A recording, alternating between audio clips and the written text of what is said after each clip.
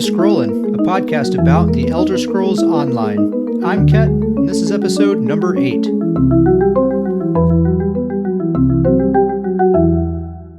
So, PTS, public test server version 5.2.0 is now accessible. So if you are interested, you can log into that and start testing out this upcoming DLC pack called Dragonhold. The DLC pack will consist of a new zone, Southern Elsewhere. It'll be the conclusion to this year-long story that we've been following along with this Year of the Dragons DLC series. So this will be the end of that story. There will be a bunch of collectibles and crafting styles, costumes, that kind of stuff. You'll be able to unlock the final wing of the Hall of Lunar Champion. That it's kind of like a player house, I guess. And as far as I can tell, there isn't any group PvE content. There are no dungeons or arenas or trials or anything like that. It's just a zone with some story content, some quests. There'll be more dragons to fight and that kind of stuff, and world bosses. But that's about the extent of that. They'll also be implementing the activity finder improvements that they had talked about before. That'll be happening this patch. I'm really looking forward to this. It's something we've been needing for a very long time. They say that the UI, the interface, will still look the same. It'll still act the same as what we're used to, but the back end has all been recoded, and they say it's a lot better now. They say we'll notice a couple of changes. Most of the stuff we won't notice. It's just kind of behind the scenes performance stuff. But there are a few things that we will notice. A couple of them are, so now in dungeons, when you're finished with the dungeon and everybody drops out of the group, the timer that starts ticking down to port you out of the dungeon now takes 2 minutes. So they're giving you some extra time there so that you can hand in quests, maybe chase down a chest or two, and you don't have to rush around so much. I think that's a really nice thing. Now, if somebody drops out of the dungeon early before it's finished, then that's just a 10-second timer to port them out of there. And they said that's so that the activity finder can just start finding a replacement sooner. Is the point of that. I think those are both nice little changes there. In Battlegrounds, here's one that I'm really excited about. So in Battlegrounds, when you accept a ready check, it immediately ports you into the battleground right then. And then if the finder can't find at least 3 players per team in 5 minutes, the battleground will close and everyone will be ported out without a penalty. So maximum, you'll be waiting 5 minutes. And if you can't get, and if the match can't start within that time, then you're out of there, no penalty. That is a really, really nice change. This is so frustrating when, maybe you'll be ported into the battleground and you'll be waiting maybe 10 or 15 minutes for the thing to start, only to find, this thing's never going to start. We're going to be stuck here forever. So, bail out, but then get a 20-minute penalty, and you either have to wait or log in with a different character, and you didn't do anything wrong, and you're being penalized. It's really frustrating. So I'm glad that they are addressing that. That's going to be a really nice change right there. They also said that they're implementing some memory management overhauls. So I guess just the way the game utilizes RAM in your computer, it's going to result in fewer crashes and possibly slightly better frames per second. That's what they say.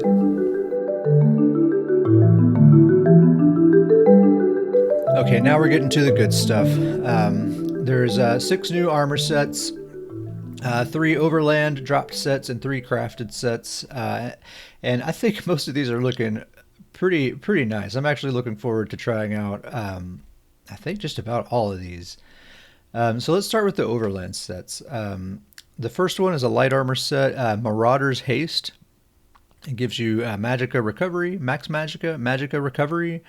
And then when you cast a damage shield ability, increase your movement speed by 20% for 9 seconds. 20% is quite a bit, and that's a unique buff that can stack with any other speed bonus that you have going on.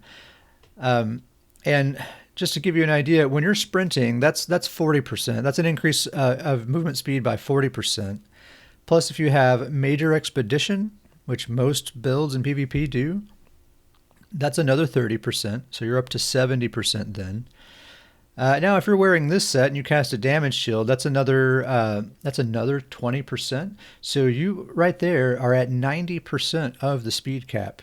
90% of as fast as the game will let you go, right there, just by sprinting and having Major Expedition and using this set. That's it. You put on 2 swift pieces of jewelry and you're at the speed cap. You're there.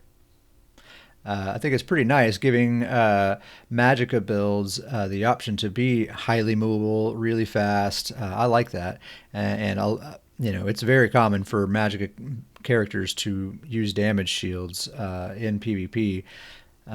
So that's a really neat idea, and it's a recovery set as well. It gives you some good recovery stats, and it's pretty common for players to wear for one of their 5-piece sets to be a recovery set.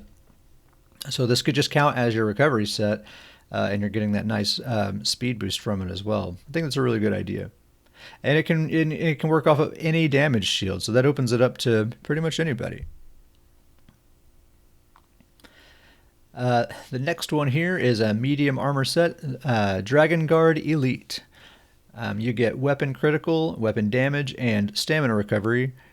And then the 5-piece bonus says you gain a stack of Dragon Guard Tactics for 5 seconds when you deal direct damage to an enemy from the front or sides, up to 5 stacks, so anywhere except behind them. You can get up to 5 stacks. Each stack of Dragon Guard Tactics increases your weapon critical by 476, and you can only gain 1 stack per second. I think with all 5 stacks, that is 2,380 critical. I'm not sure how the math factors that into the percentage critical chance, but it sounds like a lot.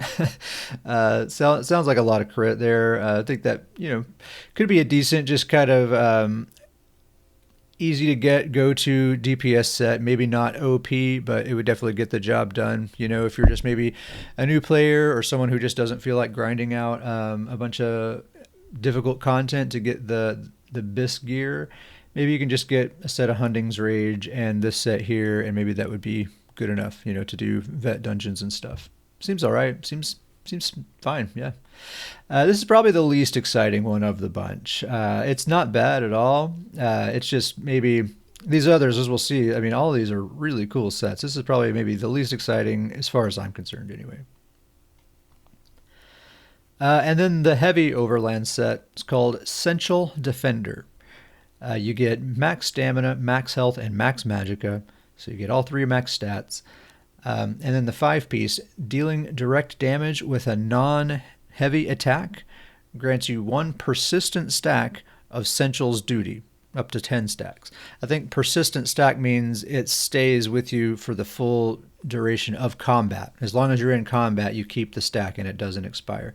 Kind of how Merciless Resolve works. So you can get up to 10 stacks of this Essentials duty. I like these names, these stacks they come up with. So any non-heavy attack. So I guess a light attack or just like an active skill ability gives you a stack of this stuff. And then after dealing damage with a fully charged heavy attack, you restore 535 stamina and magicka for each of those stacks, and you consume them as well. And you gain 1 stack per second. So that is, if you have all 10 stacks up, that's 5,350 stamina and magicka that you get back from a heavy attack, on top of what the heavy attack already gives you. So like, for example, if you have a shock staff, like a lightning staff, and you do a heavy attack with that, that gives you, I think, like 3,600-ish magicka back. So add 5,350 on top of that, so you're looking at like 9,000. Like 9,000 resource return from a heavy attack. That's a whole lot.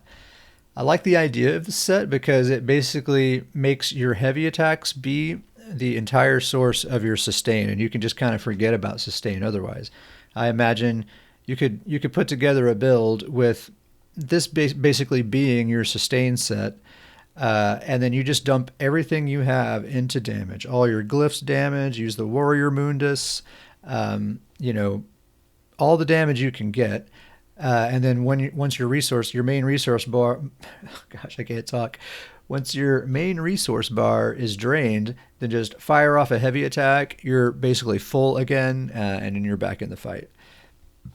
It seems cool. It seems like it could work really well for a player who knows how to make good use of it. It also seems like it might take a little bit of skill to get good use out of it as well. But for someone who puts in the time and learns how to use it well, I think it could be a really rewarding, fun set to use.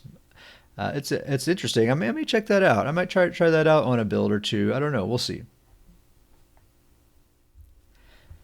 And that's all the dropped sets. So the crafted sets, and I think these are some of the more interesting ones here. So all three of these crafted sets, I'm pretty sure, are like hybrid sets. They can be used by a stamina or magicka or a hybrid build.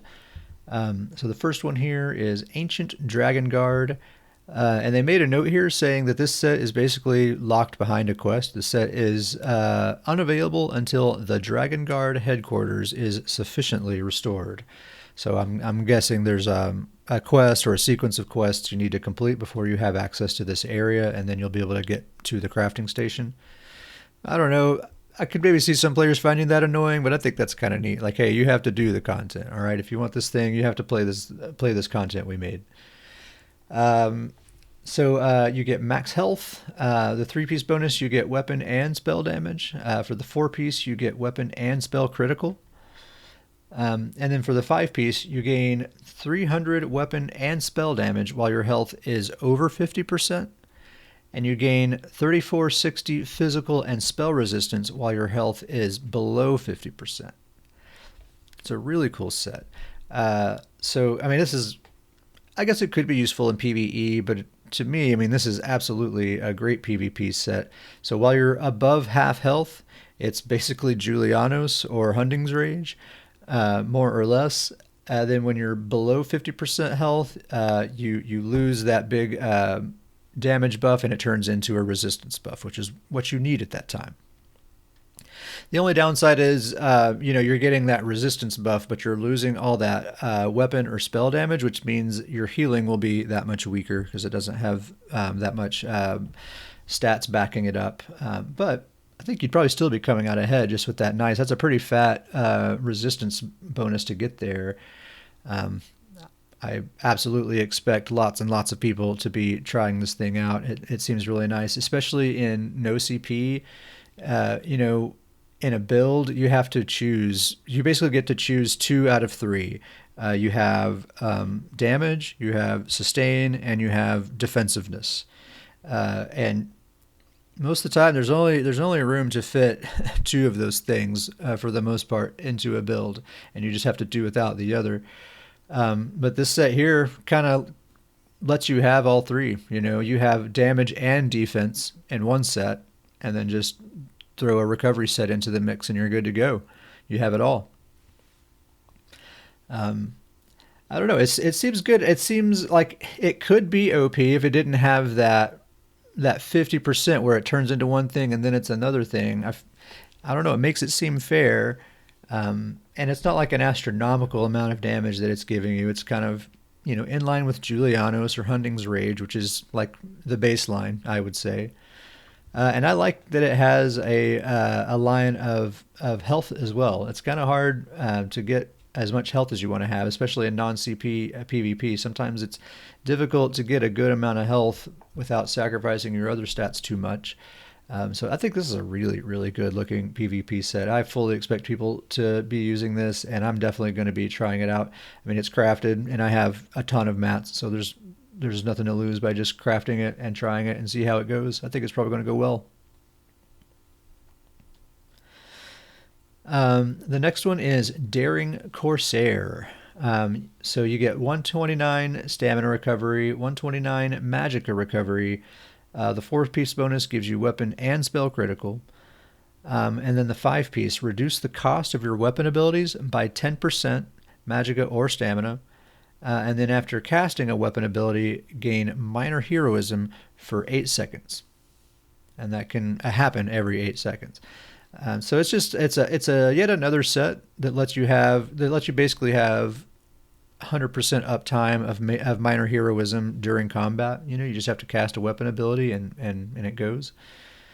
And if you use a lot of weapon abilities, I mean, that 10% cost reduction is going to be pretty nice. So maybe like a stamina sorcerer. Stamina sorcerer uses a ton of weapon abilities. So this could be really nice for them. And plus they already get some nice cost reduction for ultimates anyway. So getting that constant minor heroism, regenerating their ult all the time, they're just going to get that much more ultimate back all the time. Seems all right. Seems like a pretty decent set. Probably not going to be anybody's favorite set, but I could see some builds getting good use out of it. Seems like it fits. It fits into the game, I think.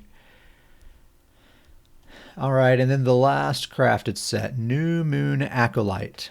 And I think this is the one that's gotten the most attention. It seems really darn interesting. You get weapon and spell critical, weapon and spell damage, physical and spell penetration, 1487 penetration. That's a pretty rare stat on an armor set. And then for the 5-piece, 481, you add 481 weapon and spell damage. But increases the cost of your active abilities by 5%. 481 weapon damage is a lot. That is a pretty massive damage buff, weapon and spell damage. You don't have to do anything to get it. You just put this armor set on and boom, you have it. But of course, it's balanced out by the fact that now all of your abilities are going to cost 5% more. All of your active abilities, that is. So that doesn't count things like blocking, dodging, breaking free, sprinting, that kind of stuff doesn't count. So I don't. That one will be interesting to see. I wonder if that cost increase is enough to offset that huge damage buff. Especially, this is a crafted set. You could craft this in heavy armor and be really defensive, plus have a nice penetration stat, a lot of weapon or spell damage. You'll be able to put out a lot of pressure while being pretty darn tanky, but your sustain is probably going to be a challenge. So you're just going to have to keep an eye on that. And I wonder, if by the time you balance your build out so that you have enough sustain to get through a fight, if you're even really going to have that much more weapon or spell damage by the end of that, because you'll have to trade some of that off with jewelry, glyphs, or Mundus stone or whatever just to have enough sustain. So it may all balance out. This might end up being kind of an ordinary amount of damage once you round your build out and get your stats where you like them. I don't know. We'll have to try it and see. I'm just I'm surmising. I haven't actually tried it out yet, so I don't know. So that's it for the new sets. Now, they did rework a bunch of the 3-piece sets. So sets like Agility and Willpower. Those have been buffed just a little bit. So it's now 1752 max stamina and 206 weapon damage instead of 1451 and 193. And the same deal with Willpower. It got the same bit of a buff. The endurance, the 3-piece endurance set. So the 3-piece bonus now gives you 618 health recovery instead of 193 stamina recovery. And the 2-piece is 1928 max health instead of 1596 max health. So the 2-piece gives you a little bit more max health than it did before and a whole bunch of health recovery instead of stamina recovery. 618 is quite a lot. I imagine if you're wearing this 3-piece endurance set and like a Troll King monster set, that you're going to have really good survivability right there. It's going to amplify that health recovery quite a bit wearing Troll King. You could probably just have Vigor slotted as your one and only heal, and that would be enough to stay alive a lot of the time, I bet. That seems cool. And it's a neat way to make this set seem enticing. I feel like for the most part, these 3-piece sets have greatly fallen out of favor ever since two-handed weapons have started counting as 2 set pieces.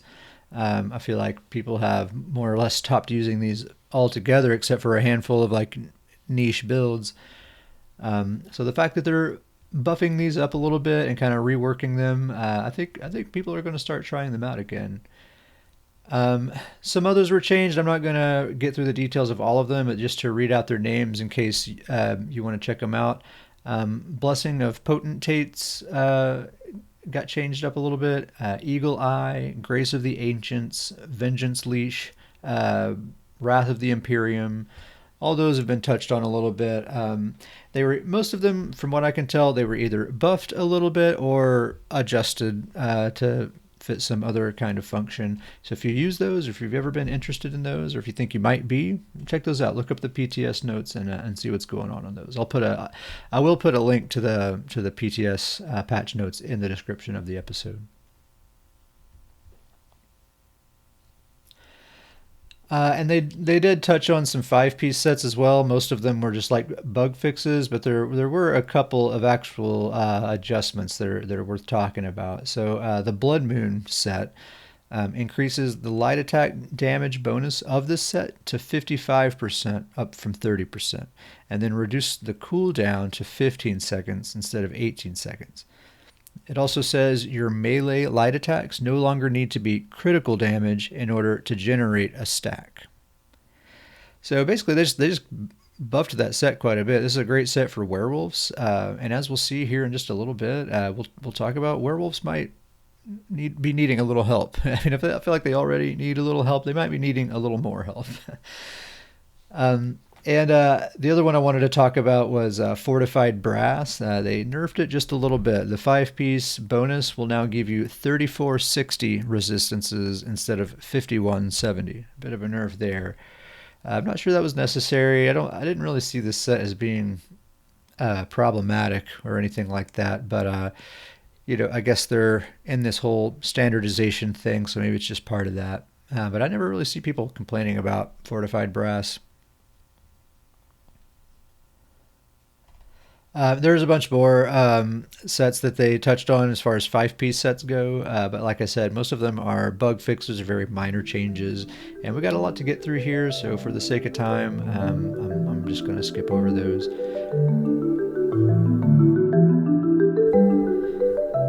So let's get into some of these combat and ability changes. This is probably where we'll spend the majority of our time here. This is going to take a little while to get through because once again, it's quite a bit, and a lot of it is pretty drastic. So we'll start with the general stuff, and then we'll get into the class-specific stuff. So to start, damage over time abilities are once again being adjusted. So right now on the live server, on the current live server version of the game, dots deal about 150% more damage than a typical spammable, like the total amount of damage that the dot does from beginning to end. It'll be about 150% more damage than a spammable ability if you compare them. Well, now on this PTS server that's live right now, on the current version of that, they've changed that so that dots will deal 25% more damage than a spammable rather than 150% more. So quite a bit less. They've reduced them quite a bit to the point where they're even weaker than they were this before this last patch went live.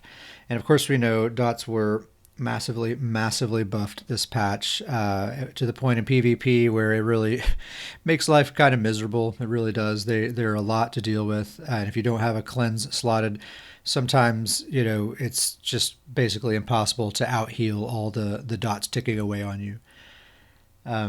So they got a lot of feedback about that. Obviously, people have been pretty vocal about how difficult dots have been to deal with. And so they're responding to that, but they're responding to it in a pretty extreme way. And now dots are going to be even weaker than they were before this massive buff that they received. And I don't know, I don't think anyone really thought dots were much of a problem before. And I think a lot of people are just kind of left thinking, like, why did we start messing with dots in the first place? But I get it. They're trying to standardize everything. Dots were not standardized before, so now they are. But now they have to figure out, okay, now that they're all the same, how much damage do they need to do? What's the right amount? So I don't know. dialing it in. Maybe they have to go to the extreme ends of the spectrum and then start kind of dialing it into the center bit by bit until they find the sweet spot. Maybe that's just how they have to do it. I don't know. I've never been in video game development, so I really am not sure.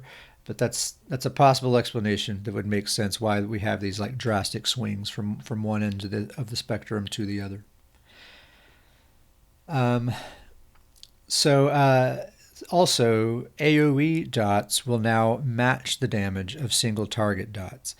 So right now they do about 33% less damage than a single target dot on average.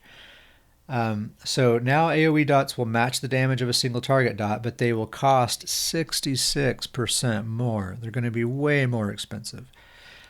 Um, so basically, you're only going to want to use AoE dots in trash fights or in boss fights with lots of ads, and probably in those boss fights, you'll probably only want to use that ability when the ads are there. You'll probably still want to use like elemental blockade, the destro staff skill. Especially if you have a VMA staff, you probably still want to use that ability no matter what. But in general, I think AoE dots are just going to be this situational thing that they're good things to use if the situation calls for it, but otherwise you might be better off with other abilities. That might be an okay direction. I think dots in general right now on PTS are just way, way too weak. They're just not, they don't really get the job done right now. So I expect them to be buffed a little bit. And this might be a good direction for AoE dots. They still do good damage, if they balance this out, assuming they'll get buffed later. I have to assume they will. They do sufficient damage, but they cost too much to just use all the time, so you're only going to want to use them when you really need them. Seems like that could be okay. And the standard duration for dots now is 10 seconds instead of 8 seconds. And that'll be like the base duration, and some morphs of abilities will increase that duration and whatnot. So I think they're all going to start at 10 seconds at base from now on. So we'll see how that goes. That's all for dots. They're also adjusting the way sprint works a little bit. They said they've kind of changed how the server handles sprinting in general to make it a little more efficient. They said that you'll notice your stamina bar drain more smoothly while you're sprinting, and the cost of sprint in general is quite a bit less, they say. And I logged on to PTS last night for a little while, and I tested some of this stuff out, and I definitely could tell that my stamina bar was draining much, much more slowly than it normally does when I was sprinting. Now, granted, I was on an orc character at the time, so they get some cost reduction anyway. But I play a lot of orcs. I'm used to that, and it still seemed like quite a bit of an improvement there. And I like that. I like sprinting a lot. I like making characters that move really fast. I use the heck out of sprint. So that sounds like a great thing to me. They've also changed up how mount sprinting works a little bit. So for one, now when you run out of stamina, when your mount runs out of stamina, they will stop sprinting. Just the same as when you're sprinting on foot. It's going to work the same way. Sounds like a really bad thing, but they say the stamina is going to drain way slower. They also say the stamina pool is much bigger and the recovery rate is much, much faster. And on their live stream, they said it would take a few seconds for the stamina bar to refill, and then you can start sprinting again. So it seems like it might not be so bad. You can't infinite sprint on your mount anymore, but if that stamina bar drains really slowly and then refills very quickly, maybe that'll be fine. Maybe that'll be all right.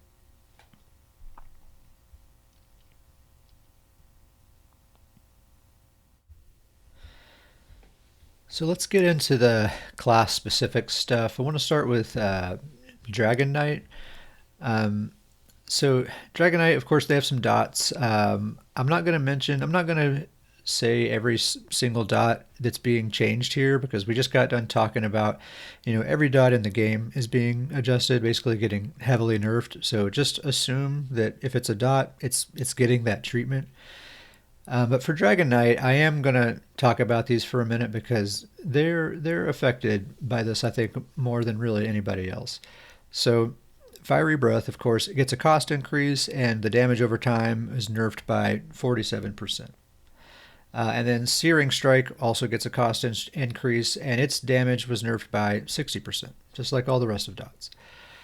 Um, the thing is I wonder about this because Searing Strike in particular, a secondary effect that it has is that it heals the caster for I think 75% of the total damage this inflicts once the ability expires or when you recast it on someone. It's a really big heal. It's a very potent ability, and it's one of the few key tools that a Magicka Dragon Knight has that allows them to be successful. They are Magicka. They're often wearing light armor. They have to play in melee range. They have no other option. And the burst heal that they get from this offensive ability is crucial to them to be able to do that. It allows them to remain on offense and get this nice, reliable, big heal back, and they don't have to go hiding behind a wall all the time and stuff like that, the way maybe a sorcerer would have to do. But with the sorcerer, of course, they have range and mobility. They can do that. But a Dragon Knight often doesn't have that option. They have to. They most of the time they have to stay up in it, and there's no other option for that. And so it's nice that they have the tools that allow them to do that. Um, this ability here, if you're nerfing the damage by 60%, then you're also nerfing that heal by 60%, and it's just going to make their life a lot more difficult. Not to mention just the dot itself being reduced so much. Dragon Knights rely really, really heavily on dots. And if we're standardizing all dots across the board so that they all do the exact same amount of damage and cost the exact same amount of resources, that's going to affect Dragon Knights disproportionately because they rely on dots more than anyone else. They don't have a crystal frags. They don't have a haunting curse. They don't have an execute of any kind. All they have is dots and a whip. And so their dots need to be strong, or they need to have some kind of passive that compensates them for that. I think this might exemplify a flaw in this philosophy of standardizing categories of skills. Um, I'm hoping that this is just like a phase. Like hopefully the devs are just trying to get everything to a certain level so that they can get a good lay of the land, and then maybe start deviating from that standardization in an informed, educated way. That's really what I hope the plan is, because I think the standardization is really going to hurt the Dragon Knight. At least right now it's looking like DKs are not in a good spot at all. On PTS. On live right now, they're doing really good because dots are really strong, and again, that disproportionately affects Dragon Knights, and so Dragon Knights are disproportionately strong. Um,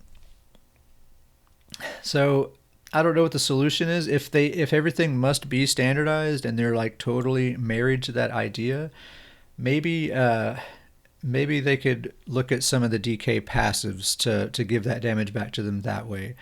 Like the combustion passive, it increases the Dragon Knight's damage to burning and poison status effects by 50%.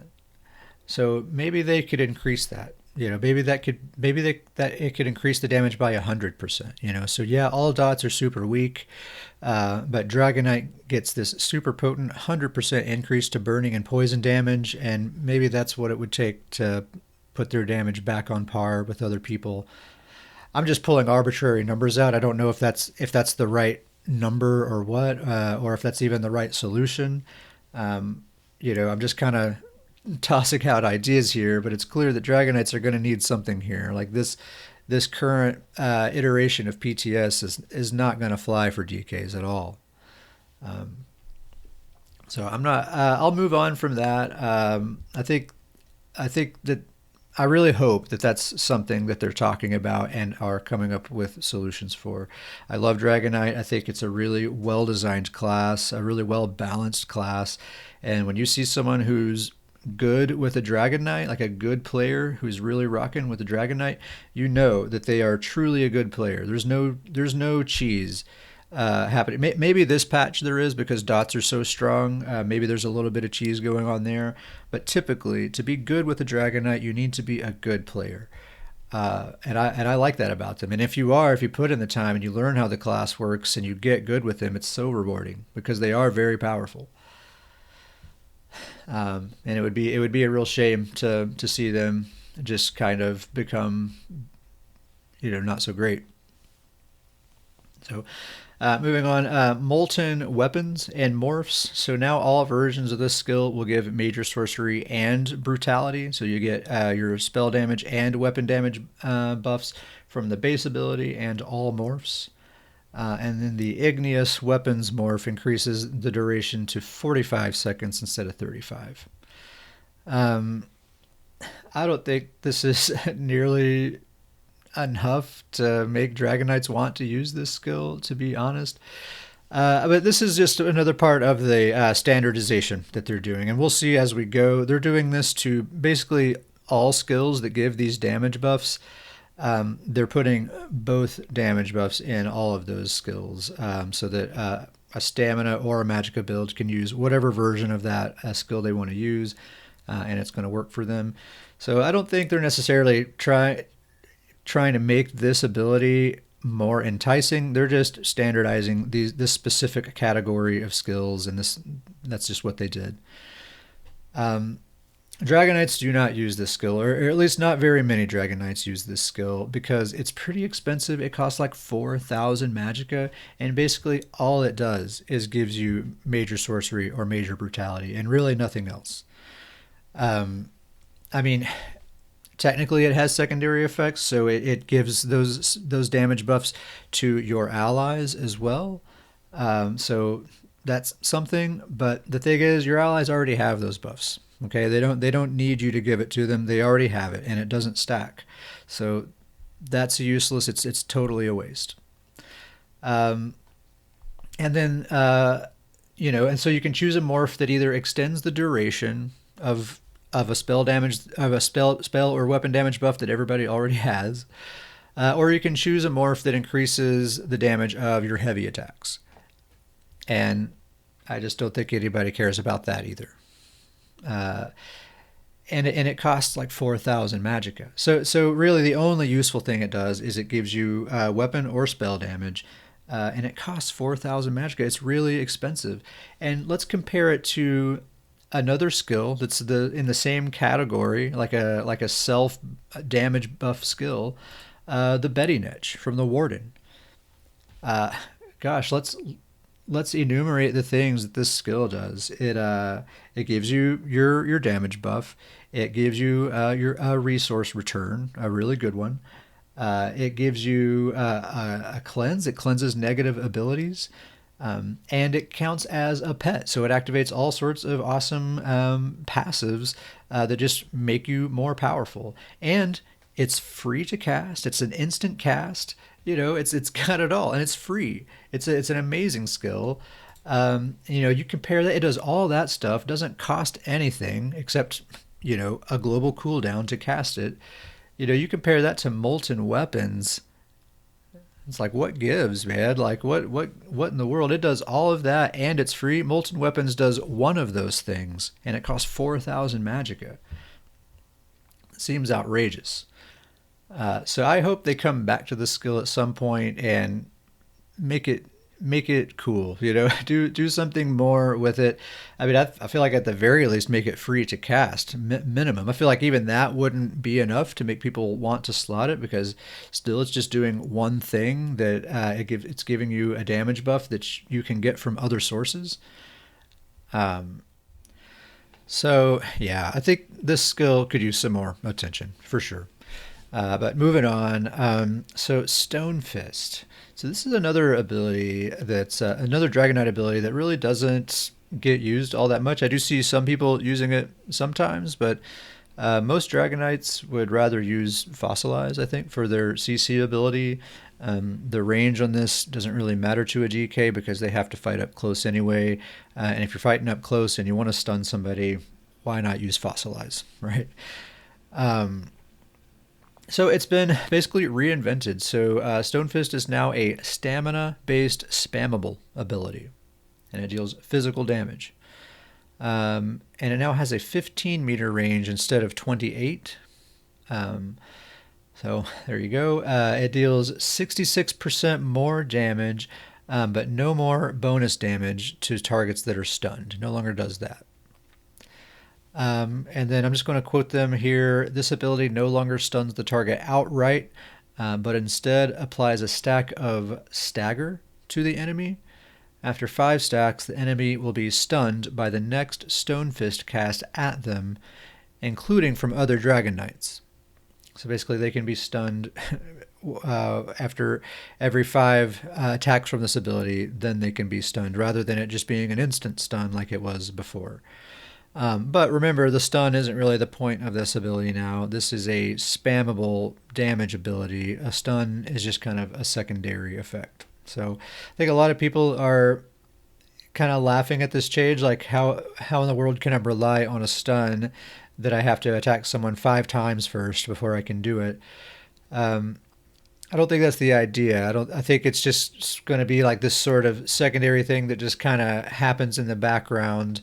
But what you're really doing is you're using this just to apply pressure, just to damage your opponent, and they'll be getting stunned periodically in the process. You'd probably still use Fossilize or maybe Turn Evil for a stun. I think would probably be what you would do there. It's weird. It's a weird one. The Stone Giant morph. This morph no longer grants minor resolve. Instead, it enhances the stagger mechanic, where enemies affected take 25 extra damage from any attack per stack. And that cannot stack from multiple sources, they say. So if they have all 5 stacks of stagger on them, that means they take an extra 125 damage from all sources. So other players attacking them will be doing extra damage. That 125 doesn't sound like much, but if someone's being focused down by multiple players and they have 5 stacks of this stagger business on them, I don't know. That could potentially add up to a lot. I don't know. Is that it could? I see there being some cool potential there. I don't know how potent that really will end up being in practice. I feel like it'd probably be difficult. Like the team would have to really coordinate to try to really benefit from that, I feel like. But I don't know. Maybe I'm wrong about that. I tested this ability out. I logged onto PTS last night for a little while and tried it out. It's a spammable. It seems to cost a little more than a spammable should. I think it's like 3,000 something. I feel like any spammable needs to be less than 3,000 to cast.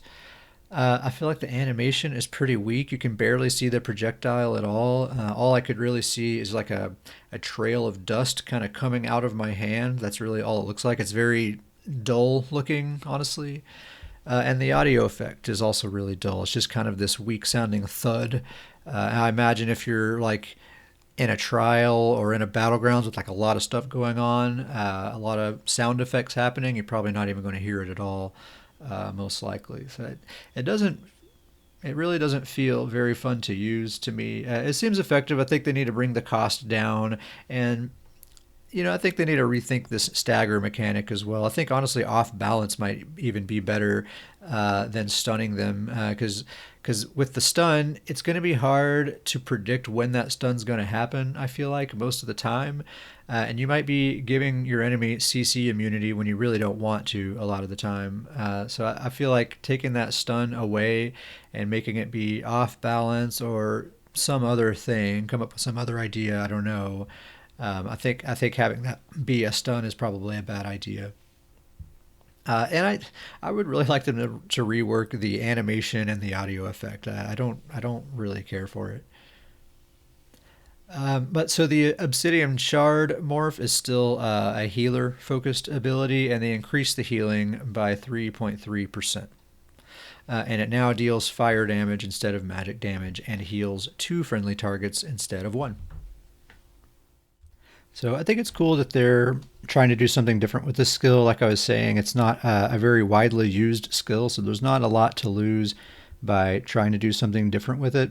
I think they need to keep trying. I think they need to keep tweaking it, keep trying some things. As long as they keep with it and keep trying stuff, I think they can get it into a spot where people like to use it. Possibly, I think honestly, making it visually more appealing and making the audio effect more cool as well, I think could go a long way. You know, those sorts of things go a long way to make people enjoy using abilities. I hope they take a look at that there.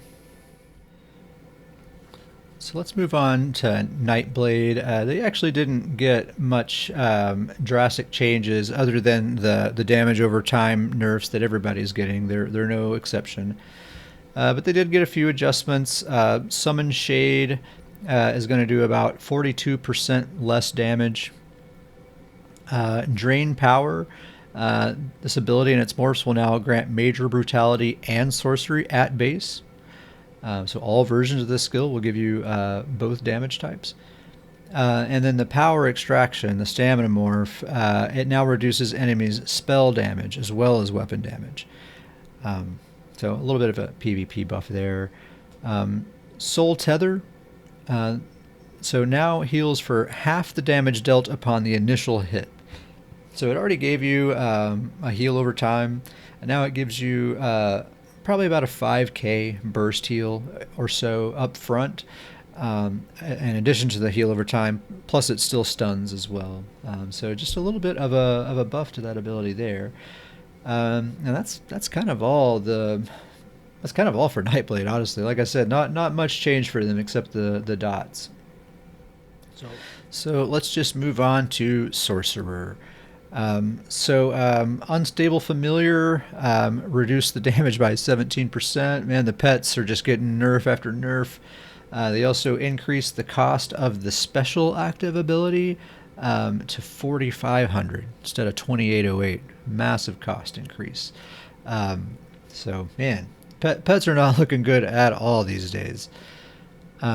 They also increased the duration of the special active ability to 10 seconds, up from 8 seconds. So I guess they're counting pets as dots now. I guess pets are being included as part of the dot standards.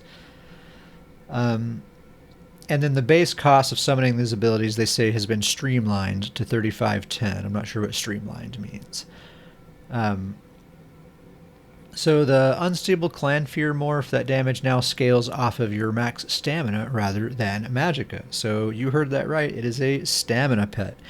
What's weird is it still costs magicka to cast, but it scales off of stamina, so like a magicka sorcerer wouldn't want to use this.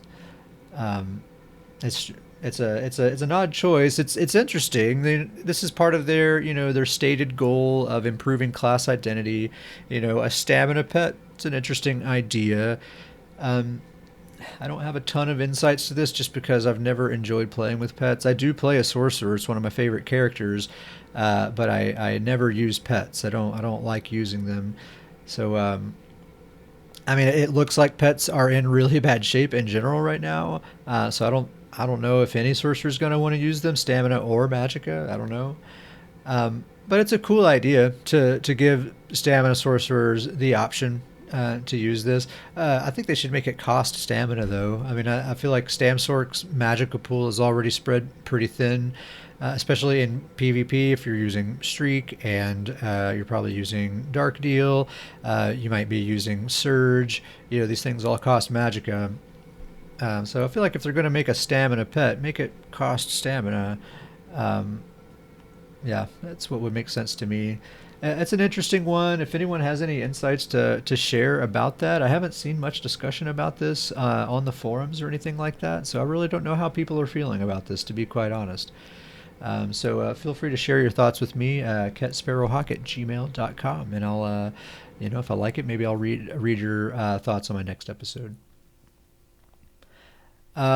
Winged Matriarch increased the healing by 55%. All right, there's a buff. There we go. Um, so Bolt Escape, this is some interesting stuff. So first and foremost, they fixed the streak bug. All right, so if you play a sorcerer much at all, I'm sure this has happened to you when you go to streak and something prevents you from actually moving forward, and then you become stuck to the ground for probably 3 seconds or more. And you just can't move at all. And it doesn't count as CC, so someone can come right up behind you after that and just CC you. So it's like double CC'd. It's super frustrating when it happens, maddening, especially when you're in the middle of a battleground. It's been the cause of my death many times. I absolutely would have been avoided otherwise. So I'm totally glad. Their exact words, they said, fixed an issue where you could become stuck in place after attempting to cast this ability or any of its morphs when a target was outside your line of sight. So I guess I don't know what that wording means exactly, but I did log on to PTS last night and test this out for quite a bit. Of course, it's intermittent, so it's hard to know for sure. But I streaked across the map, probably hundreds of times, honestly. It didn't happen a single time. And there was one time when I feel like it would have happened on the live server. There was a moment when I did streak and I didn't move forward, like there was like a rock or something in my way that prevented me from actually moving forward.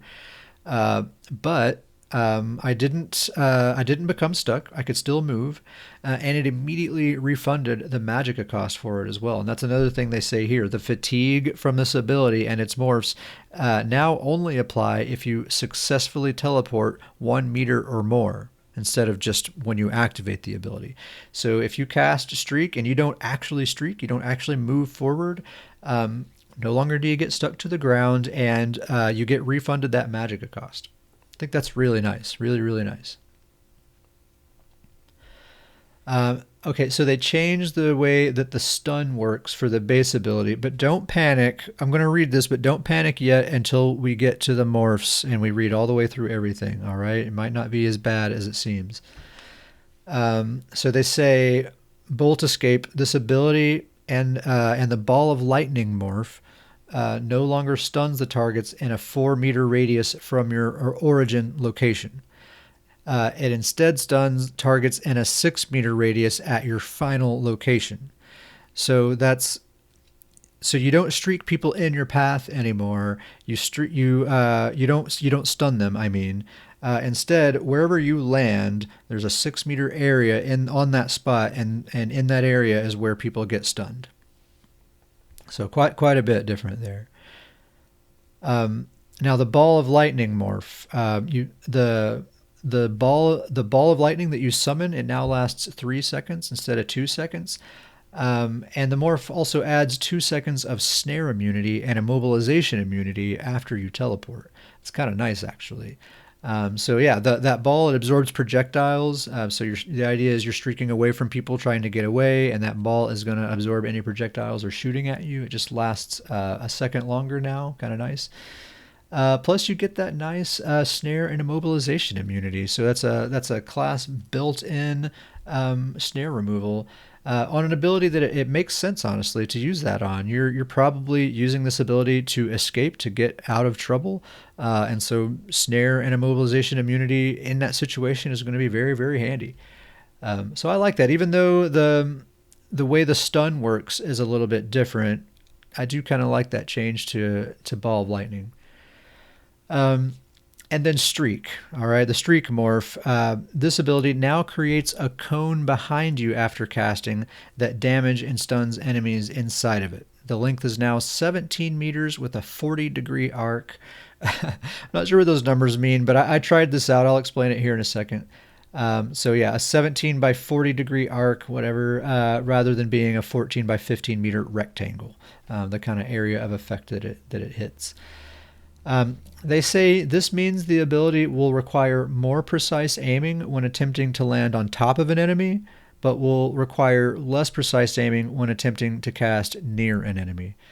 I tested this out a lot last night. I used Streak a lot on my sorcerer. This is, one of the key abilities in a sorcerer's toolkit that makes them work the way that they do. It's so much fun to use, and it's so effective. So with this ability, you still can stun people in your path, just like it works right now. So if someone's directly in your path and you streak through them, for sure they're getting stunned. It's not blockable. If they don't have CC immunity, they are getting stunned. It's just that the way it is right now on live servers, it's like anyone that's kind of close in the vicinity of your path will get stunned rather than being directly in your path. So they've changed that a bit so that anyone who is like the closer they are to you, basically, the more likely they are to get that stun. So if somebody like gets the jump on you and they're like right on top of you and you just need to get away, you can basically just pick any direction and streak away, and they're probably going to get hit with your initial blast. But then as you move forward, you're kind of creating this triangle shape that comes to a point. And that's the area of effect. So as you move forward, it becomes more and more narrow, so that if you're trying to streak someone that's far away, you're going to have to like point your cursor right at them and land directly on top of them, more or less, in order for them to get stunned. I think it seems fine. Honestly, it still seems like the same old streak to me. I was using it a lot last night, streaking around, just stunning overworld enemies and stuff. I didn't get into any PvP. I was just kind of running around in the overworld. But I tried it from a lot of different angles and a lot of different kind of scenarios that I tried to sort of orchestrate with NPCs and stuff. It still seems like the same old streak to me, only it's better because I don't get stuck to the floor anymore. So I like it. Seems good. Seems good. Okay, Surge. So this is something that everybody asked for, and they obviously heard the feedback and just implemented that in a bunch of other abilities. So Surge, this ability and its morphs now grant major brutality and sorcery at its base. So Magic Sorcerer or a Stamina Sorcerer can choose any version of this ability that they want to use, and it's going to work for them. That's really great. So now a Magic Sorcerer can just use Critical Surge if they want to have that same functionality they had before Power Surge was made.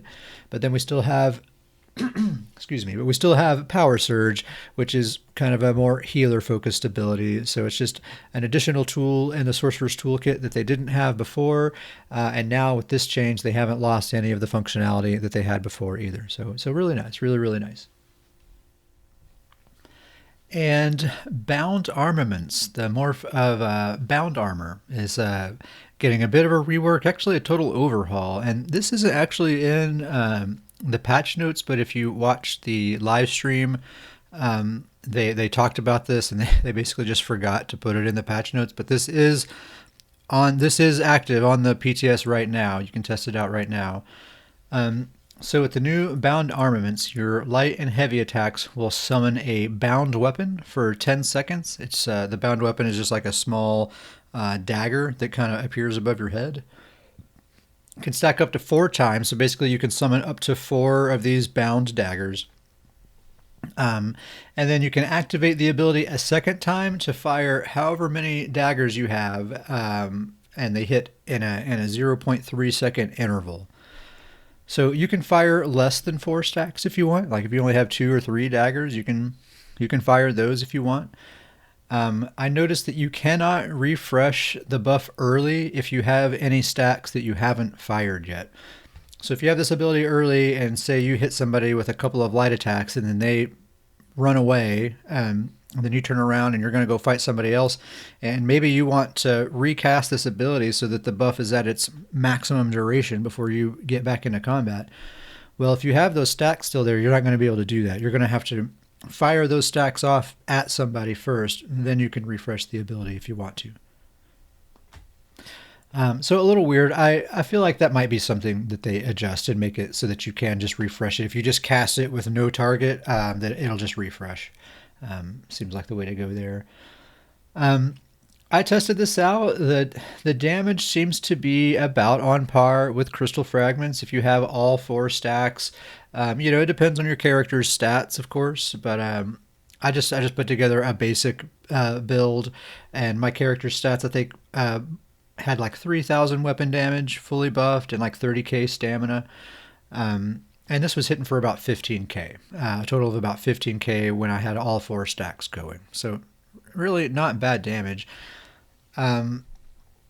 Although, kind of like with Stone Fist, I feel like the visual effect could really use some work. So, if you haven't checked it out or if you haven't seen it, what it looks like is like when you have all four stacks of daggers, they sort of form an arc directly above your head, kind of from side to side. And they kind of hover around a little bit, but for the most part, they're just kind of in this perfectly uniform arc with the blades of the daggers pointing directly forward. And if you turn your character's head and stuff, like the entire arc turns with you. It looks kind of silly, honestly. Um, and they're so small, if you're not like zoomed way in, it's not obvious at all that they're daggers. They're kind of this like translucent purple color, and they honestly, to me, from like the distance that I have my camera set for my character, it looks more like floating purple icicles to me. That it's not really obvious that they're daggers. Doesn't look amazing, and again, the audio effect is really bland and not very satisfying. They just kind of make this kind of clunky, clanky sort of noise when you fire them off, and that's it. And then you just kind of fly into your enemy, and that's the end of it. And you compare that to, say, crystal frags. It has a really cool animation, this giant crystal ball that like flies into an enemy's face and makes this really hard hitting impactful sound. Like your reaction is always just like, wow, that had to hurt. And even though like this bound armaments, the daggers might be doing a similar amount of damage, it just doesn't feel like it has that same impact. It's not nearly as fun to fire it off and hit somebody with it the way it is for crystal frags. And that brings me to this question that I have, which is, why don't we have a stamina version of crystal frags?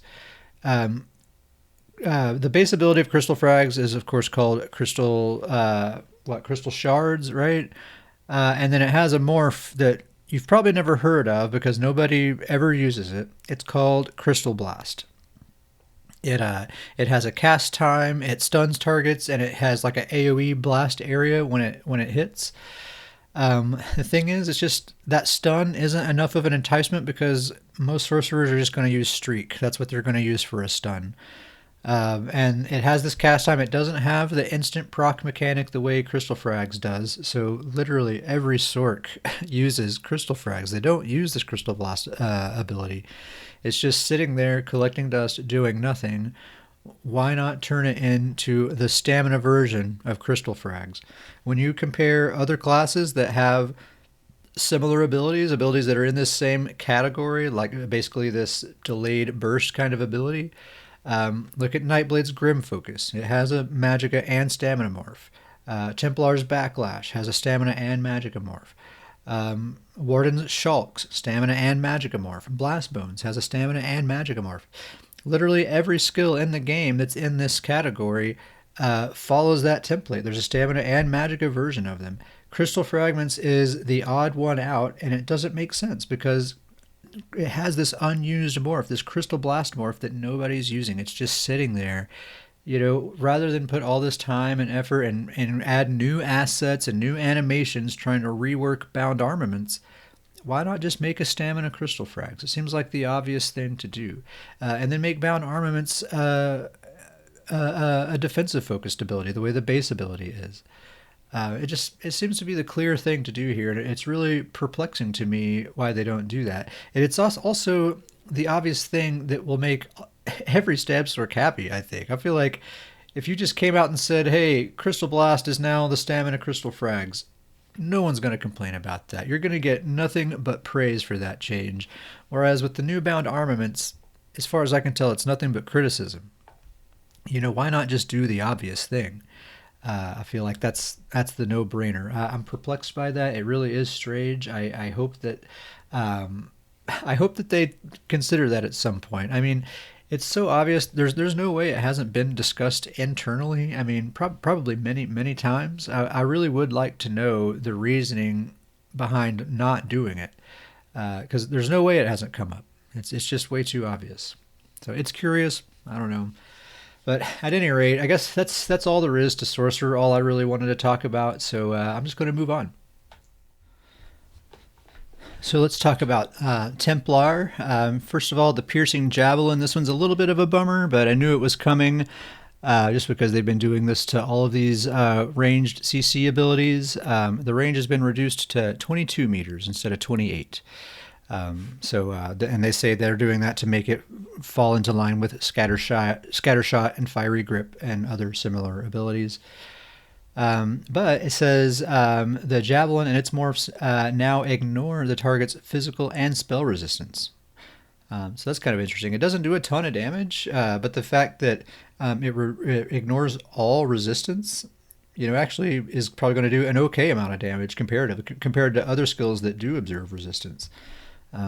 So it's kind of cool. I mean, it'd probably be still a little too expensive to just straight up use as a spammable, but in certain situations, a Templar, you're a melee player, but sometimes you just can't quite get to someone, and man, sometimes they just have you're looking at a enemy who's kind of far away, and they just have a little bit of health left, and if you could just hit them with something, that's probably all it would take. So you could hit them with a power of the light and just start chunking javelins at them, and that often does the trick. And now, especially that it ignores spell resistance, could do the trick even better. You just have to be a little closer to them now, is all. So I'll probably live with it. 22 meters is okay, especially considering that mostly everything else a Templar has, you got to be close up to use it. So probably not a big deal.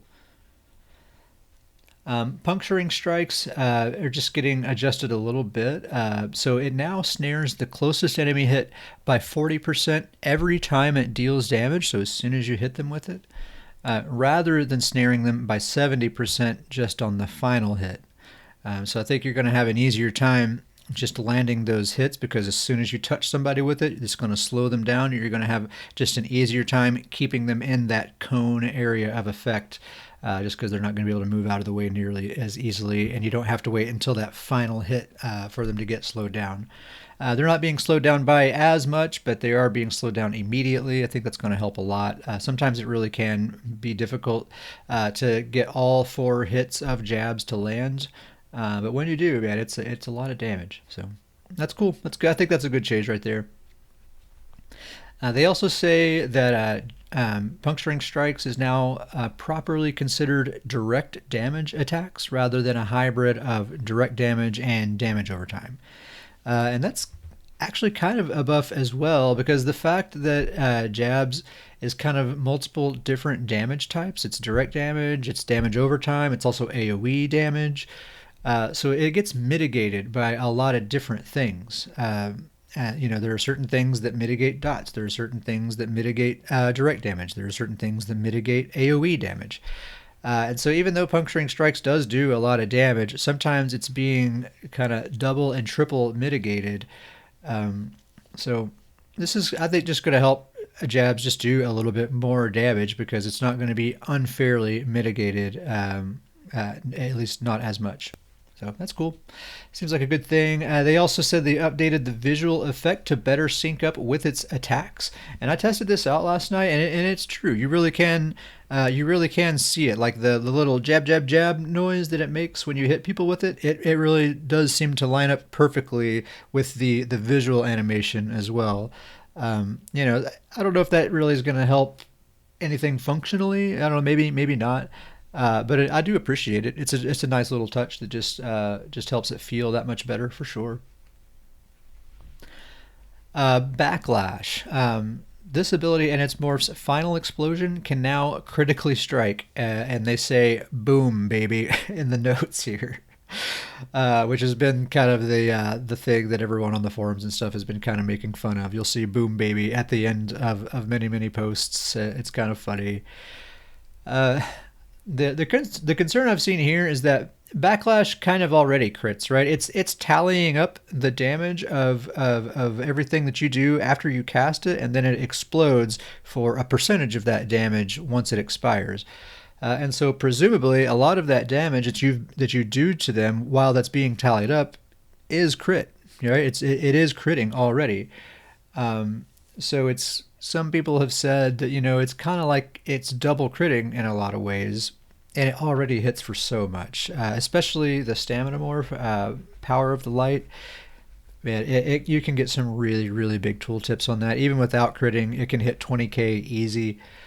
Um, it's going to be strong, man. I think they're probably going to be keeping an eye on that because there's some real potential for some nastiness, and Templars are already pretty nasty. It's strange. It's a strange decision to be giving them an obvious buff like this when they're already clearly overperforming, right? Like we've seen all the feedback threads, and we've seen it just firsthand in Battlegrounds and everywhere else. Like Templars are untouchable right now.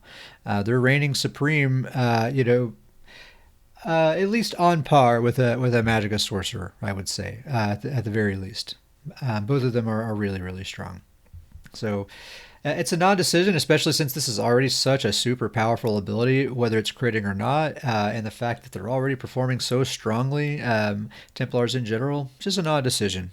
It's a non-decision, to say the least. Eclipse. So this is the one that everybody was begging to be adjusted right here, and they did adjust it a little bit. I wonder if it'll be enough. We'll just have to see. So Living Dark. This morph now only snares targets for 60% rather than immobilizing them. That's the main thing people were complaining about was the constant immobilization. Every time they touch a Templar, they just get immobilized. It's super maddening. I don't know if a 60% snare is going to be much less maddening, but maybe so. Maybe it'll be fine. I mean, it probably will. I mean, it definitely will be less maddening than an immobilization for sure. But hopefully that 60% snare won't be too much of a bother either. The fact that they're trying, the fact that they heard that feedback and they're trying to do something about it, I appreciate that. That's good. They also reduced the healing that it does by about 10%, which was another complaint about this ability too. So that's definitely a bit of a nerf to that ability all around. We'll see if it's enough or not. And then the unstable core morph, they reduced the initial and secondary damage by 44%, and the final hit was reduced by 25%.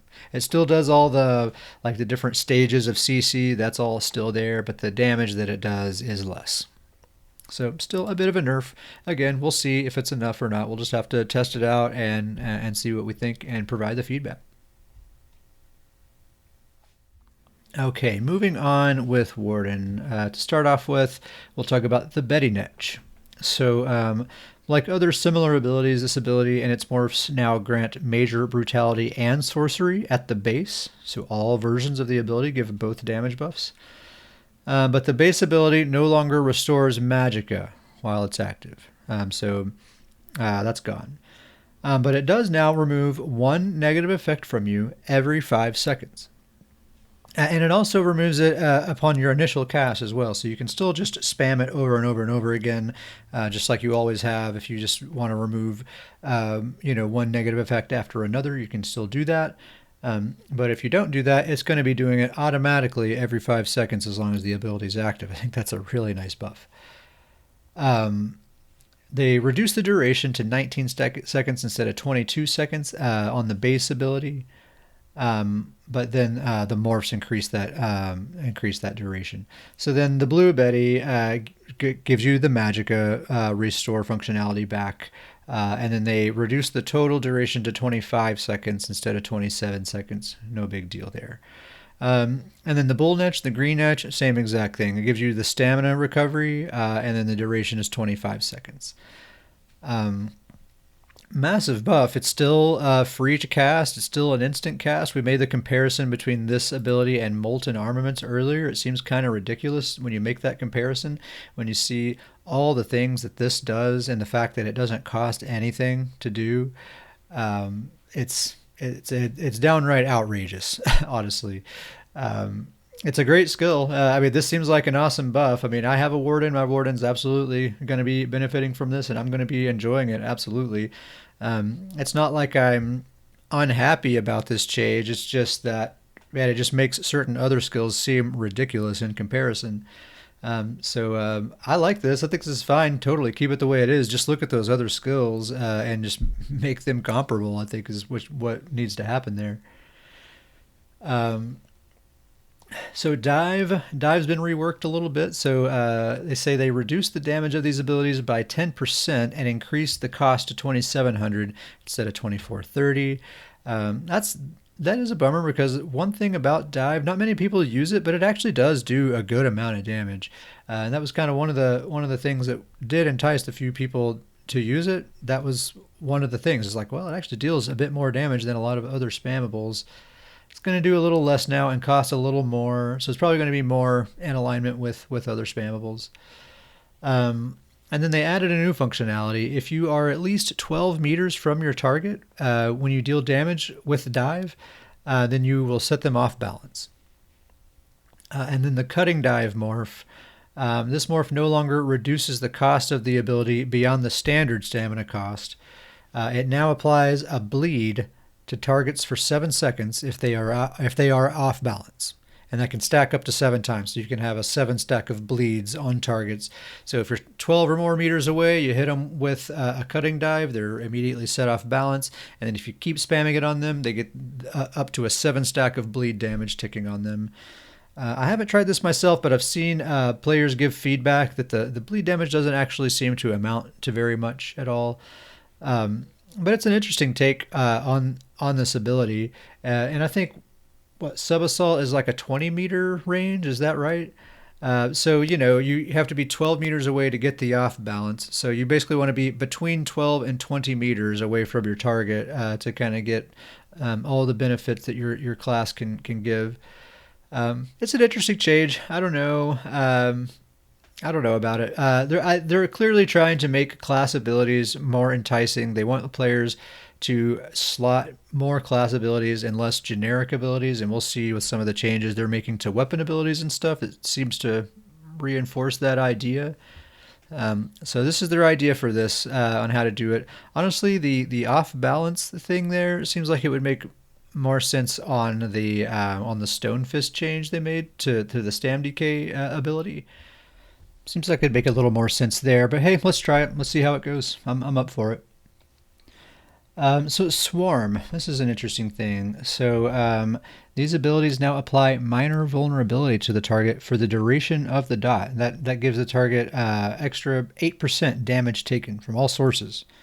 It seems pretty darn potent, actually. And then they, of course, decrease the damage like all other dots by about 50%, they say. And then the Growing Swarm morph. This is now a stamina-based dot, and it deals bleed damage. The swarm no longer spreads to nearby enemies upon completion, but instead it deals damage to enemies in an area around the initial target, just on the initial cast.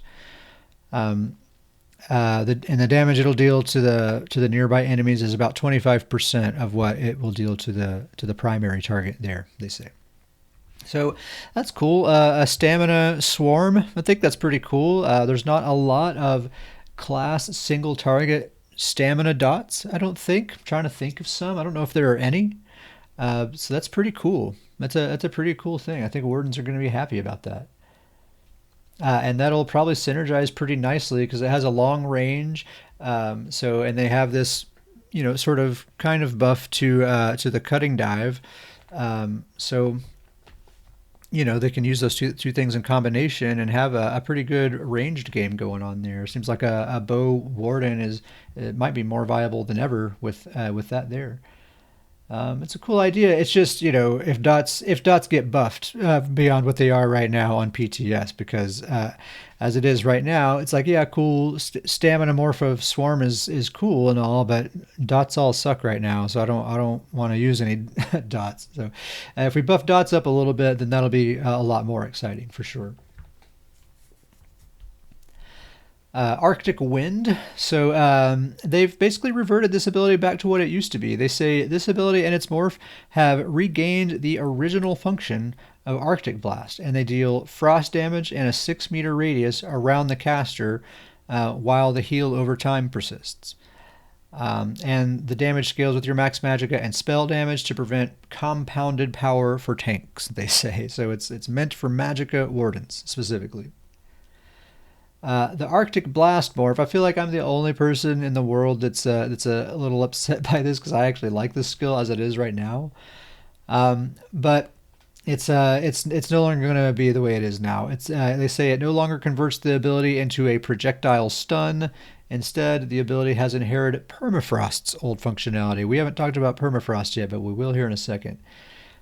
So enemies will be stunned. Enemies who are hit 3 times with this ability will be stunned, and it cannot be blocked.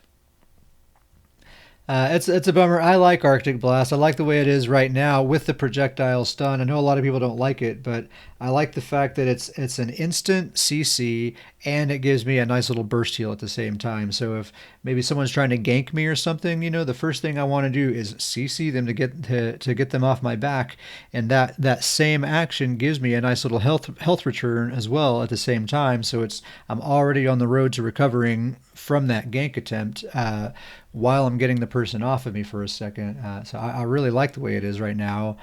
You know, it's not going to be. I think it's not going to be as useful by reverting it like this. But I know a lot of people seem to be really happy with this, so that's fine. I'll figure something else out on my Mag Warden. And so Permafrost. So Permafrost no longer stuns enemies who are hit multiple times. That functionality was given to Arctic Blast. But instead, it increases the duration up to 12 seconds. It's currently 8 seconds, so that's a 50% duration increase. Pretty wild there. It also increases the snare potency up to 70% instead of 40%. So I feel like that already almost compensates for removing the stun. And then here's the big one. Each tick of damage now applies the chilled status effect to enemies. And if you don't know, the chilled status effect gives the enemy minor maim, reduces their damage by 15%, the damage that they do. And plus, as we know, Permafrost already gives your allies major protection while it persists for 12 whole seconds now. So it's already super powerful. It already makes your team nearly invincible while it's going. Plus now, any enemies in the area are doing 15% less damage to you on top of all that. Seems like too much. I understand they're trying to compensate for taking the stun out of it and they want to give something back. But I feel like they gave too much back. A 70% snare and a constant minor maim. I run with a buddy who rolls a Stam Warden he specs heavily into ultimate regeneration. Like almost everything in his build is all about regenerating ultimate. And even though Permafrost is a pretty expensive ultimate, he has that thing up constantly. We are invincible a lot of the time in Battlegrounds. And this is just going to be even more. It's going to last 50% longer, which means his uptime is going to go through the roof. Plus the added minor maim. I really can't believe this. I mean, this change to Permafrost. Plus, if you slot the new Arctic Blast, then you get the same functionality of stunning enemies that are near you. You get all the same old functionality that you had before, plus all these buffs that are now being given to Permafrost. It seems outrageous, especially when you consider the Betty Netch getting severely buffed as well. Wardens are looking like they're in a very, very, very good spot this patch. I think assuming this is how things will go live, which of course things are going to be adjusted over the next several weeks, so it's not all going to be just like this. But if we were to assume that this is the live patch, then it looks like a Warden all the way, Magicka or Stamina, as far as I can tell. Or Templar. Templar's still looking very, very good as well. And finally, Necromancer. Not a ton of changes to Necromancer, but a couple of them that are significant and worth talking about. So the Frozen Colossus Ultimate, this ability and its morphs will now only apply major vulnerability to enemies when they are hit by the final smash, rather than any hit. So the way it is right now, if anyone's hit by this ability at all, they get major vulnerability. Now it only happens if they get hit by that third hit. The thing is, man, that's actually a pretty major nerf, because if you're fighting any kind of halfway decent player, they're not getting hit by that final hit unless they're out of stamina and stunned. That's the only time that's going to happen. And in that case, they're about to die anyway, with or without major vulnerability. So it doesn't even matter in that situation. Um, Senseless, I think it's a senseless ability to change. I feel like this is a perfect ultimate. Yeah, it hits really hard. It's a very formidable ultimate, but it takes skill to land it. It's so easy to avoid. And we just got done talking about Permafrost, the Warden ultimate that just got some insane buffs. And compared to Necro, who not by any stretch of the imagination is coming anywhere close to overperforming in PvP, this just seems absolutely unnecessary. I don't get it. I do not get that at all. The skeletal mage, just like all other pets, the damage is reduced. Again, I think they're kind of considering these to be dots. The damage was reduced by 50%. Seems like a lot to me, especially considering pets are so unreliable. It's often difficult to control which target they're attacking or when they attack them. And yeah, it does. The skeletal mage does deal a lot of damage. It's true. Each of their attacks hits pretty hard, but just the unreliable nature of them, I feel like it's fair that they do hit hard, because who knows if you're even going to be able to really take advantage of that damage at the right time to get a kill. It's difficult to do. So I think that's senseless. I think pets need to be in a different category than dots. They don't work the same way. They're not nearly as reliable as dots are. That's just what I think needs to happen there. It's already really difficult to get good use out of this skill, and I've been trying. I've tried. I've been playing Necromancer quite a bit in the last several weeks, and again and again and again, the conclusion I keep coming to is I'm going to get rid of the skeletal mage or the skeletal archer and maybe just put a dot or some other buff ability in its place, and I seem to have better success with that. And I know results will vary from player to player, but that's just has been my experience. I feel like this ability does not at all need to be nerfed. And then Boneyard, like all other dots, it was nerfed. So that's all the class changes that I wanted to talk about. At least there's some that I skipped over, but I tried to just touch on the juicy stuff. I'm going to take a little break, and then we'll talk about the last handful of changes with weapon abilities and guild skill lines and stuff like that. And then we'll close this thing out. So I'll be right back. Okay, let's talk about some of these weapon abilities here. We'll start with the two-hander. So, of course, the dots, Cleave and Stampede, were nerfed just like all the other dots. The important one to talk about here is Uppercut. So they have reduced the damage of this ability by about 16%. This ability just kind of keeps getting the hammer, honestly. And then Dizzying Swing. This morph no longer knocks the target back and stuns them, and instead sets them off balance for 7 seconds. This has gotten a lot of backlash. I think this is a major bummer. I don't actually use this skill. I don't like the cast time. I've never used it. It's just never felt good for me to use. But I've always thought that it seemed like a well-balanced skill. It hits really, really hard. It can be devastating. But you have to have some skill to get it to land. It always seemed fair to me.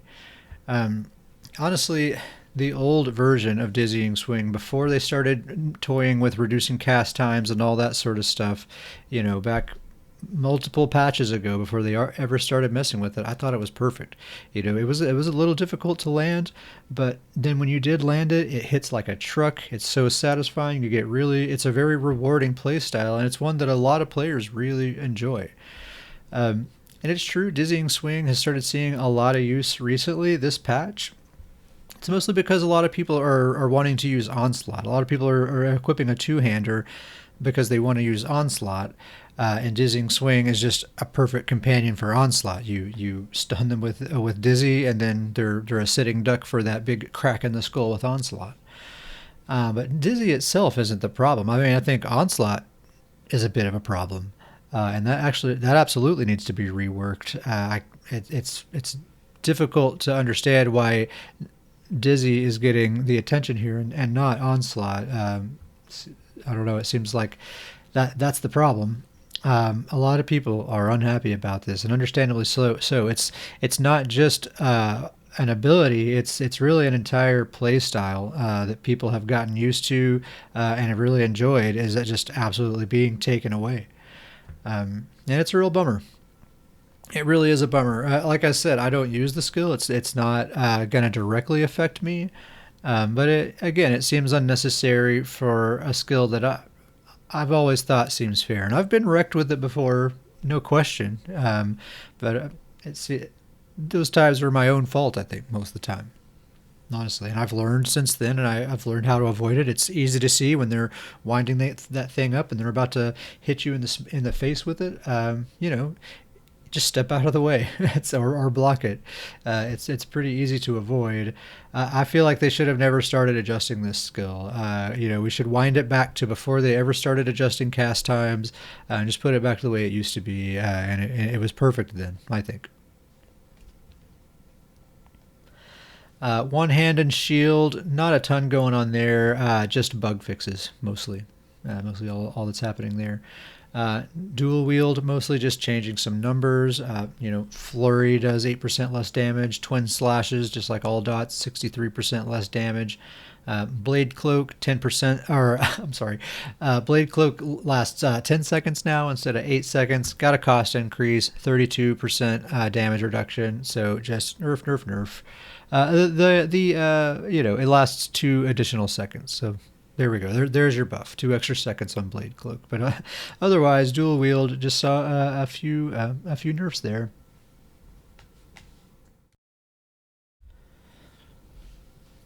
For the bow, of course, Poison Arrow and Volley were nerfed just like all other dots. And then Scatter Shot, the Draining Shot morph.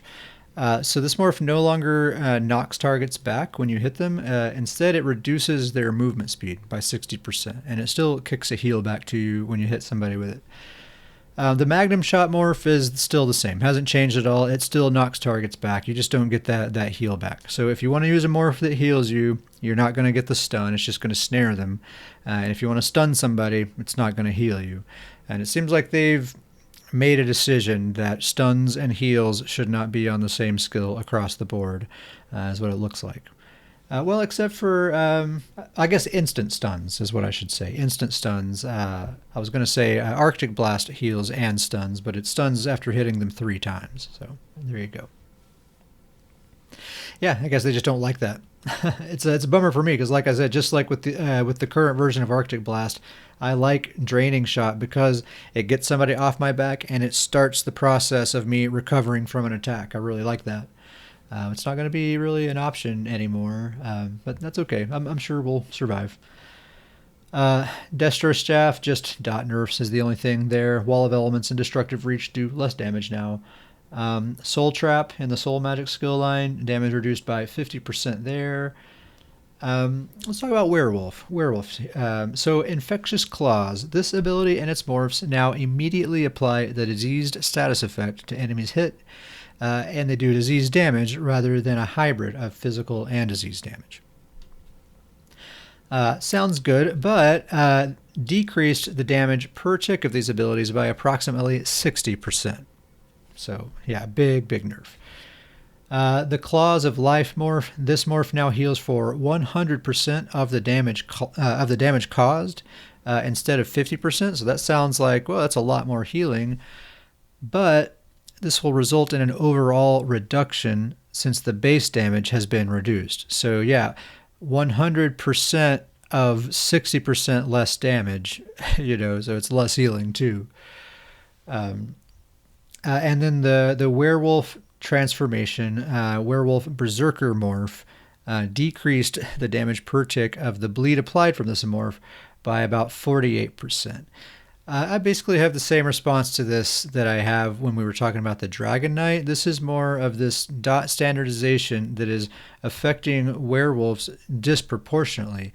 I mean, you can already see anyone who's done Battlegrounds over the past several months. How many werewolves do you see anymore? I mean, never. You never see them. And when you do see them, if it's like in a high MMR match, they don't do well at all. Werewolves are in a really bad spot right now. And they just kind of got done having a little bit of time in the sun. It seemed like they were doing okay there for a while. And now this current patch and elsewhere, they're really not doing great, and now we're going to nerf them even more. Um, Seems like a really bad idea. And the same thing I said with Dragon Knight. Uh, Werewolf either needs to be an exception to these rules that are being put in place, or they need to be given some sort of passive or some way of compensating for all this. Because they're already dead. The werewolves are already dead. Outside of people that outside of just like for role play reasons, basically, uh, it just doesn't make sense to me to hit them this hard just in the name of standardization. So again, like I said when we were talking about Dragon Knight, I hope this is just a phase, and once we get everything set to a certain baseline, then we'll start deviating from these standards in smart ways. They haven't said that that's what's going on. There's no indication that that's the case. I'm just kind of hoping that that's the idea, because otherwise, man, I mean, don't be a werewolf at all. Like, do yourself a favor and just don't be a werewolf. Anyway, moving on. Fighters Guild, Trap Beast, damage reduced by 63%. Entropy, so they say this ability and the structured entropy morph no longer gives you major sorcery. So you got to use degeneration for that. Decrease the damage dealt of all versions of the skill by 50%, and the cost has been reduced to 2,700 instead of 2,970. And then the degeneration morph will no longer return magicka, but it continues to give you the major sorcery. So if you want a dot that gives you major sorcery, you got to use the degeneration morph of entropy. And again, I think this is probably part of their attempt to improve class identity. I think the idea here is if fewer people are slotting entropy for a damage buff, then they'll have to slot a class ability to get that instead. I don't know if that's the right way to go about it. I think they just need to make the class abilities more enticing. Molten Armaments being one that I think is the most clear example. But, we have a long road ahead. There's still plenty of time for other changes to be made. And I have no doubt that a lot of these changes that we want to see are on some sort of drawing board or are on some sort of roadmap, maybe to be revealed later. I do think that they maybe want to try to save some stuff for a later time just to kind of give players an exciting reason to come check stuff out later. They can't give it all away at once. I kind of understand that reasoning from a business perspective, although it can result in some frustration for players, to be sure. So it's a lot of changes. I mean, are they good changes? Are they bad changes? Of course, as always, it's debatable, and it's probably a mix of both at the end of the day. I think the biggest thing is just the fact that these changes are so frequent and so drastic, and often kind of jerking the player base in opposite directions. Like when Elsewhere dropped, we saw a massive, gigantic buffs to damage over time abilities, and now with this patch, we're looking at major nerfs to damage over time abilities to the point where they're weaker than they were before this patch. And so we went to one extreme, and then 3 months later, we're going to the opposite extreme. And it's like, where is the vision here exactly? Like, what is this journey you're taking us on? I'm getting whiplash going back and forth like this. The thing that the feedback that keeps being given again and again and again and again is just make incremental changes. Like, yeah, dots are too strong right now, and they probably do need to be adjusted, but maybe let's start by adjusting them by 15%, and then go from there. I don't know. We talked about this a little bit earlier. I've never been on a video game development team, and so I don't really understand what their processes are. But I do know a lot of the time there's more to the picture than people realize who aren't there in it. And maybe there's a reason that they have to do it this way. Maybe it helps them to go to one extreme and then go to another extreme and gradually dial in on a sweet spot.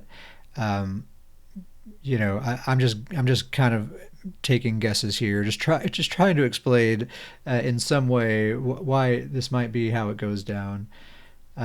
I don't know, whatever the reasons, it results in a lot of frustration for the player base, and a lot of confusion for newer players as well. So I hope it stabilizes at some point. Hopefully, this is just a big transitional period, and we just got to get through it, and we'll come out the other side in good shape and with a little bit better handle on things. That that is my hope.